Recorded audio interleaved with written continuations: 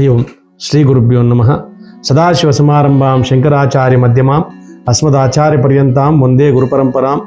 ಶ್ರುತಿಸ್ಮೃತಿ ಪುರಾಣಾನಾಂ ಆಲಯಂ ಕರುಣಾಲಯಂ ನಮಾಮಿ ಭಗವತ್ಪಾದಂ ಶಂಕರಂ ಲೋಕಶಂಕರಂ. ಭಾರತೀ ಕರುಣಾಪಾತ್ರಂ ಭಾರತೀ ಪದಭೂಷಣಂ ಭಾರತೀ ಪದಮಾರೂಢಂ ಭಾರತೀ ತೀರ್ಥಮಾಶ್ರಯೇ. ವಿದ್ಯಾವಿನಯ ಸಂಪನ್ನಂ ವೀತರಾಗಂ ವಿವೇಕಿನಂ ವಂದೇ ವೇದಾಂತ ತತ್ವಜ್ಞಂ ವಿದುಷೇಖರ ಭಾರತೀಂ. ಸದ್ಗುರು ಚರಣಾರವಿಂದಾಭ್ಯಾನ್ ನಮಃ.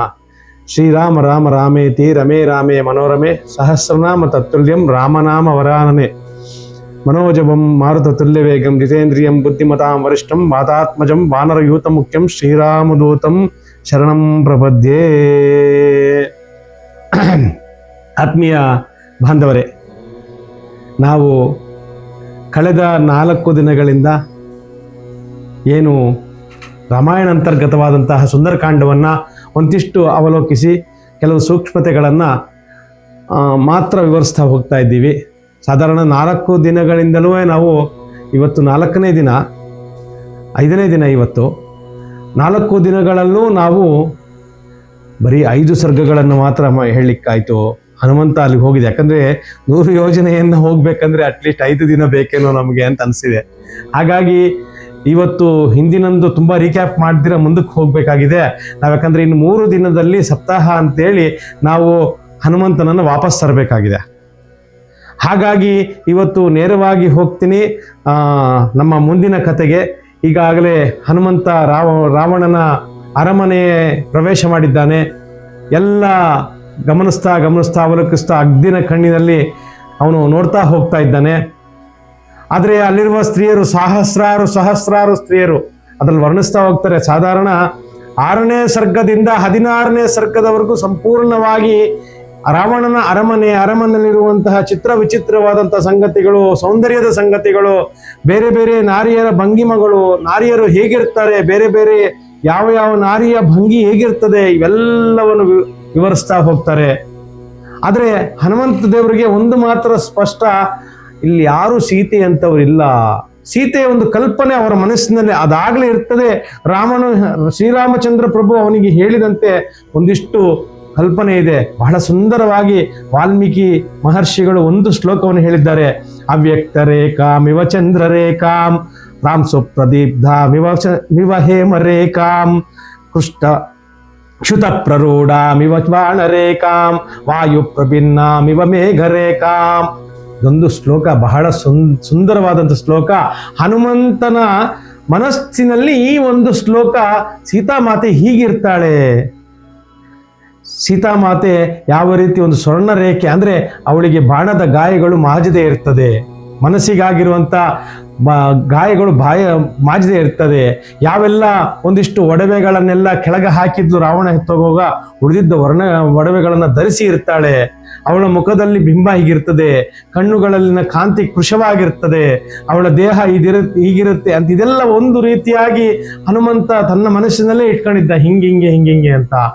ಆ ರೀತಿ ಯಾವುದೇ ನಾರಿಯರು ಅಲ್ಲಿ ಕಾಣದೇ ಇದ್ದಾಗ ಹನುಮಂತ ನಮ್ಮ 6ನೇ ಸರ್ಗದಿಂದ ಎಲ್ಲೋ ಅವನು ಒಂದು ಇಂಚಿಂಚು ಹುಡುಕ್ತಾ ಹೋಗ್ತಾನೆ. ರಾಕ್ಷಸರ ಮನೆಯಲ್ಲಿ ಹೆಂಗಸರಿಗೆ ಮಲಗಿದ್ರು, ರಾಕ್ಷಸರೆಲ್ಲ ಯಾವ ರೀತಿಯಾಗಿದ್ರು, ಅಲ್ಲಿ ಯಾವ ವಾದ್ಯಗಳ ವೈವಿಧ್ಯತೆ ಇತ್ತು, ಅಲ್ಲಿ ಯಾವ ರೀತಿಯಾದಂತಹ ಮೃಗ ಪ್ರಾಣಿ ಪಕ್ಷಿಗಳಿದ್ದವು. ಲಂಕಾಪುರಿಯನ್ನ ಅಣುವಾಗಿ ವರ್ಣನೆ ಮಾಡ್ತಾ ಹೋಗ್ತಾರೆ ಹನುಮದ್ದೇವರು. ಅಂದ್ರೆ ಹನುಮದ್ದೇವರ ಮೂಲಕ ವೀಕ್ಷಣೆಯನ್ನು ಮಾಡಿಸ್ತಾ ಇರೋದು ಆ ಮಹಾನ್ ಕವಿ ಆದಿಕವಿ ವಾಲ್ಮೀಕಿ ಮಹರ್ಷಿಗಳು. ಲಂಕೆಯನ್ನ ಈ ರೀತಿಯಾಗಿ ವರ್ಣನೆ ಮಾಡ್ತಾ ರಾವಣನ ಅರಮನೆ, ರಾವಣನ ಪುಷ್ಪಕ ವಿಮಾನ ಹೇಗಿತ್ತು, ಅರಮನೆಯಲ್ಲಿ ಹೇಗಿತ್ತು, ಇವೆಲ್ಲ ನೋಡ್ತಾ ಕೊನೆಗೆ ರಾವಣನ ಅರಮನೆಯ ಒಳಗಡೆ ಹೋಗಿ ರಾಜಪ್ರಸಾದದಲ್ಲಿ ಅರಮನೆಯ ಒಳಗಡೆ ಅಂತಃಪುರದಲ್ಲಿ ಮಲಗಿದ್ದ ಸ್ತ್ರೀಯರನ್ನ ನೋಡ್ತಾರೆ ಹನುಮದ್ದೇವರು. ಅಲ್ಲಿ ಎಲ್ಲವನ್ನು ನೋಡ್ತಾ ರಾವಣನ ಅವನು ಮಲಗುವಂತಹ ಒಂದು ಮಂಚದ ಬಳಿಗೆ ಹೋಗ್ತಾನೆ ಅಂತ, ಪರ್ಯಂಕ ಅಂತ ಅವನ ಏನು ಮಲಗಿದ್ದ ಒಂದು ದೊಡ್ಡದಾದಂತಹ ಹಾಸಿಗೆ, ಆ ದೊಡ್ಡದಾದಂತಹ ಹಾಸಿಗೆಯನ್ನು ವರ್ಣನೆ ಮಾಡ್ತಾರೆ. ಹೀಗಿದೆ ಆ ಹಾಸಿಗೆ ಈ ರೀತಿಯಾಗಿತ್ತು ಅಂತ. ಅವನ ತೋಳುಗಳಲ್ಲಿ ಬಂಧವಾಗಿ ಒಂದು ಹೆಣ್ಣು ಮಲಗಿತ್ತು, ಬಹಳ ಸೌಂದರ್ಯವತಿಯಾಗಿದ್ದಂತ ಒಂದು ಹೆಣ್ಣು.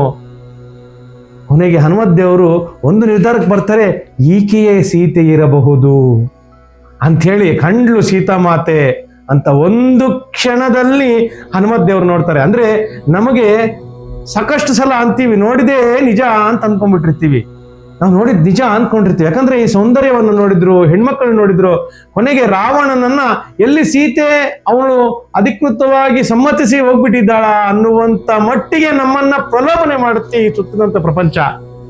ಅದೇ ನಿಜವೇನೋ, ಅದೇ ಸತ್ಯವೇನೋ ಅಂತ ಹೇಳ್ತೀವಿ. ಸಾಕಷ್ಟು ವಿಚಾರಗಳು ನಮಗೆ ಈ ಒಂದು ಮೀಡಿಯಾಗಳಲ್ಲಿ, ಟಿವಿಗಳಲ್ಲಿ ಬರ್ತಾ ಇರುತ್ತೆ. ನಾವು ಅದನ್ನೇ ನೋಡಿ ನಿಜ ಅಂತ ಎಷ್ಟೊಂದು ಸರ್ತಿ ಅನ್ಕೊಂಡ್ಬಿಟ್ಟಿರ್ತೀವಿ. ಹಾಗಾಗಿ ಕ್ಷಣಾರ್ಧದಲ್ಲಿ ಮಹಾನ್ ಹರಿವಾನರ ಆತನ ಬುದ್ಧಿಮತ್ತೆಗೆ ಬೇರೆ ಯಾವುದೂ ಸಮನಿಲ್ಲ, ಅವನ ಭಕ್ತಿಗೆ ಯಾವುದೂ ಸಮವಿಲ್ಲ.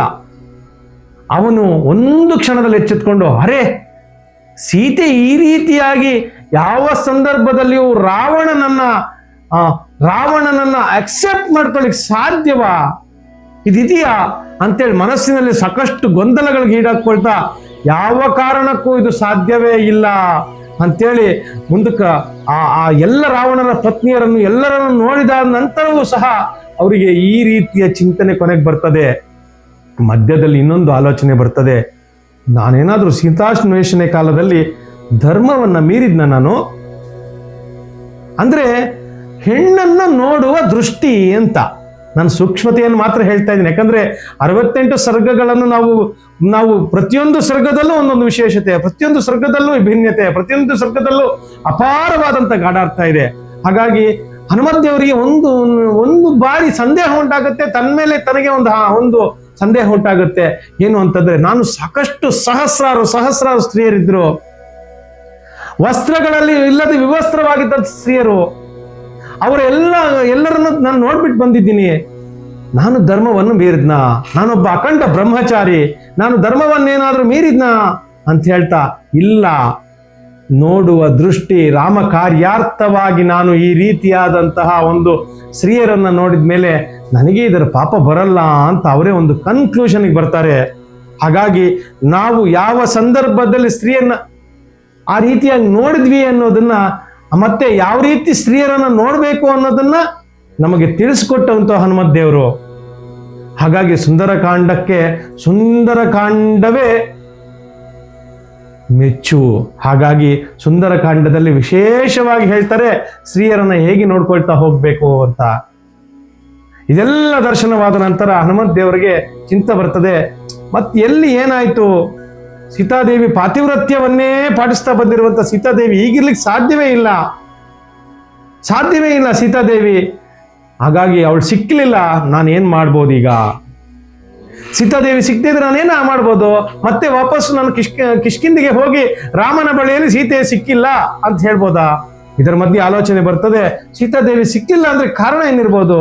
ಅವಳೇನಾದ್ರೂ ಆತ್ಮಹತ್ಯೆ, ದೇಹತ್ಯಾಗ ಮಾಡಿದ್ಲ? ಅಥವಾ ರಾವಣ ಅವಳನ್ನು ಸಾಯಿಸ್ಬಿಟ್ನ? ಅಥವಾ ಈ ರಾಕ್ಷಸರ ಕಡೆಗೆ ಎತ್ತಾಕ್ಬಿಟ್ಟ, ರಾಕ್ಷಸರೆಲ್ಲ ಅವಳನ್ನು ತಿಂದಾಕ್ಬಿಟ್ರ? ಇದನ್ನು ನೋಡೋಕಾಗ್ದಿರ ಸೀತೆ ತನ್ನನ್ನು ತಾನು ದೇಹ ಬಿಟ್ಟು ಹೊರಟೋದ್ಲ? ಇವೆಲ್ಲವನ್ನು ನೋಡ್ತಾ ಆಲೋಚನೆ, ಯಾಕಂದ್ರೆ ಆಲೋಚನೆಗಳು ಮೊದಲು ಕೆಟ್ಟ ಆಲೋಚನೆಗಳು ಬರೋದು ನಮ್ಗೆ ಅಲ್ವಾ? ಆ ಕೆಟ್ಟ ಆಲೋಚನೆಗಳಲ್ಲಿ ಹನುಮತ್ ದೇವರು ಮುಳುಗಿದ್ರು.